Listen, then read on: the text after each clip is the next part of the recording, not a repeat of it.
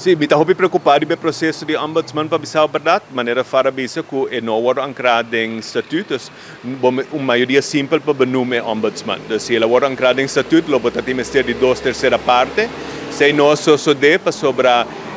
minha piraíça daqui a para benoemen com 2/3 parte, para quitar com maioria simples. Esse ombudsman está muito crítico do governo dia porque ele com maioria simples do Estado, não sabe se nós, se botar benoemen com 2/3 parte, vamos barrer também com 2/3 parte para dar proteção. O motivo não que virando mais óbvio para mim,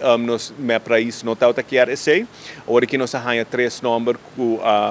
de volgorde, dus Kiko e Vorkerta, 4 é candidato mais forte, de 2 candidatos mais fortes e de 3 candidatos mais fortes, nós temos esse presidente do Hof van Justitie, nós temos ele presidente da Algemene Rekenkamer e presidente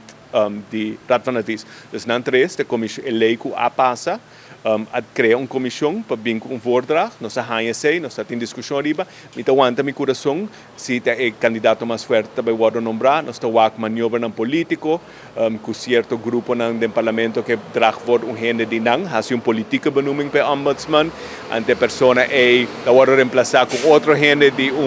partido político que está na mão, dus me está preocupado com isso que está canando, o processo não acaba, ou segundo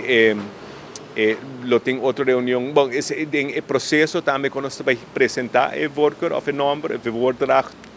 na centrale comissão, também nós estamos com que vai concluir. Agora que ao final o governo meu país para bulldoze quem que como ombudsman, me espera na a escolhência correta, seguir o voordracht e a preferência de respectivo presidente de hoge colleges, mas nós temos a indicação que quizás isso não vai suceder. Então, nem o ombudsman não pode salvaguardar sua integridade, porque não é íntegro.